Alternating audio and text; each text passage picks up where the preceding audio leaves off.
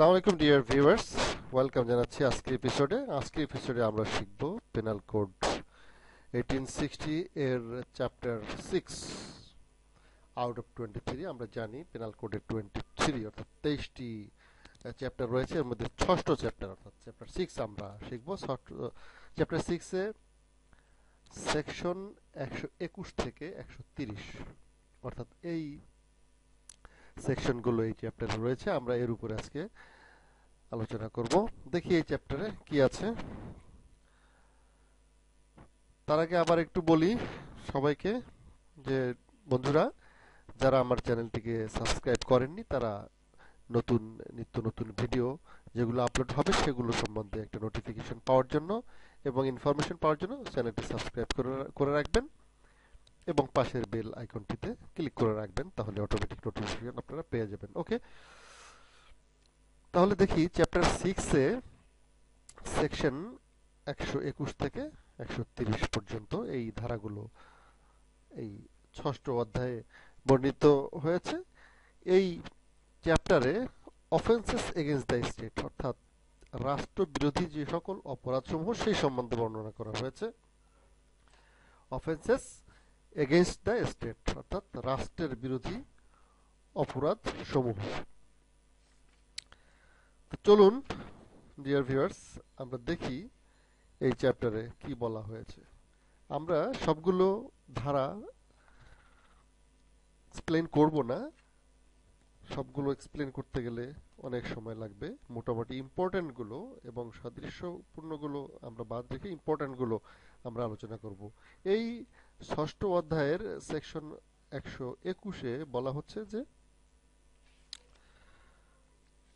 Waging or attempting to wage war অর্থাৎ যুদ্ধ ঘোষণা করা, বাংলাদেশের বিরুদ্ধে যুদ্ধ ঘোষণা করা। ওয়েজিং ওয়ার অর্থাৎ যুদ্ধ করা, ওয়েজিং ওয়ার যুদ্ধ করা। এখানে ইংলিশটা বলা হচ্ছে waging or attempting to wage war অর্থাৎ যুদ্ধ করা অথবা যুদ্ধ করার চেষ্টা করা। Or abetting waging of war অথবা উদ্যোগ গ্রহণ করা এগেইনস্ট বাংলাদেশের বিরুদ্ধে। বলা হচ্ছে এরকম যদি কেউ করে, whoever wages war against Bangladesh or attempts to wage such war or abets the waging of such war shall be punished with death or imprisonment for life and shall also be liable to fine। অর্থাৎ এইরকম কাজ যদি কেউ করে, বাংলাদেশের বিরুদ্ধে যুদ্ধ করে বা করার চেষ্টা করে অথবা উদ্যোগ গ্রহণ করে, তাহলে এবং তার বিপক্ষে যদি সেটা প্রমাণ করা যায় তাহলে ওই ব্যক্তির মৃত্যুদণ্ড, যাবজ্জীবন কারাদণ্ড এবং জরিমানা দণ্ডে দণ্ডিত হতে পারে। এই হলো 121 ধারার বর্ণনা। আমরা একটু এক্সাম্পল যদি দেখি, এই ব্যক্তি মিস্টার এ বাংলাদেশের বিরুদ্ধে যুদ্ধ ঘোষণা করে এবং সেই অনুযায়ী প্রচেষ্টা চালিয়ে যাচ্ছে বলে যখন প্রমাণিত হলো, তখন এই ব্যক্তিকে আদালত মৃত্যুদণ্ড অথবা যাবজ্জীবন কারাদণ্ড এবং অর্থদণ্ড দিতে পারেন। এরপরে আমরা দেখব সেকশন 124A অর্থাৎ 124-এর ক ধারায় বলা হচ্ছে সেডিশন। সেডিশন সেডিশন এর অর্থ এখানে রাষ্ট্রদ্রোহিতা। আগের বর্ণনায় আমরা দেখেছি 121-এ বাংলাদেশের বিরুদ্ধে যুদ্ধ করা এবং সেটি করলে মৃত্যুদণ্ড অথবা যাবজ্জীবন কারাদণ্ড হতে পারে। আর ধারা 124-এর এতে বলা হচ্ছে সেডিশন বা রাষ্ট্রদ্রোহিতা। অর্থাৎ রাষ্ট্রদ্রোহিতা যদি করে, এখানে বলা হচ্ছে হুয়েভার বাই ওয়ার্ডস কথায়, আইদার স্পোকেন অর রিটেন মুখে বলা অথবা লেখার মাধ্যমে হোক, যেটাই হোক কোনো কথায়, or by signs or by visible representation অথবা কোনো সংকেত অথবা কোনো দর্শনীয় কোনো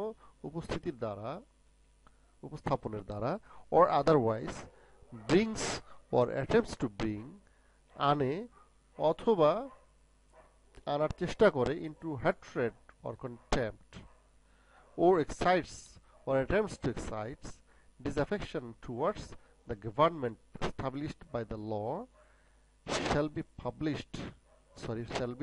punished with imprisonment for life বলা হচ্ছে towards the government সরকারের বিরুদ্ধে disaffection যদি কেউ আনে অনাস্থা যদি কেউ আনে বা চেষ্টা করে তাহলে সেটাকে রাষ্ট্রদ্রোহিতা বলা হবে এবং এরকম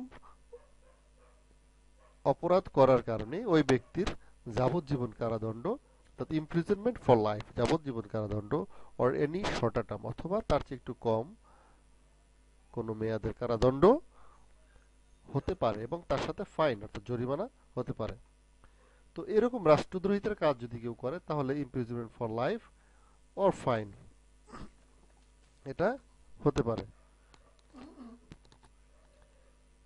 এরকম যদি কেউ ঘোষণা করে সেডিশনের অর্থাৎ যদি কেউ চেষ্টা চালিয়ে যায় অথবা উদ্যোগ গ্রহণ করে সরকারের বিরুদ্ধে যেটা আইনত প্রতিষ্ঠিত কোনো সরকার এবং কোনো দেশের বিরুদ্ধে যদি রাষ্ট্রদ্রোহিতার কাজে সামিল হয় তাহলে সেই ব্যক্তিকে যাবজ্জীবন কারাদণ্ড এবং অর্থদণ্ড দেয়া যেতে পারে এবং অথবা ৩ বছরের কারাদণ্ড এবং অথবা ৩ বছরের কারাদণ্ড অথবা অর্থদণ্ড হতে পারে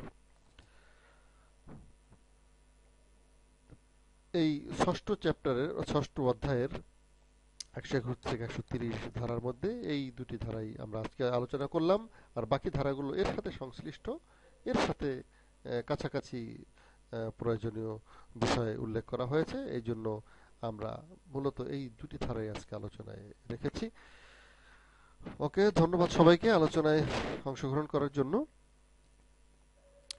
পরবর্তী আলোচনার আমন্ত্রণ জানিয়ে আজ এখানেই শেষ করছি আল্লাহ হাফেজ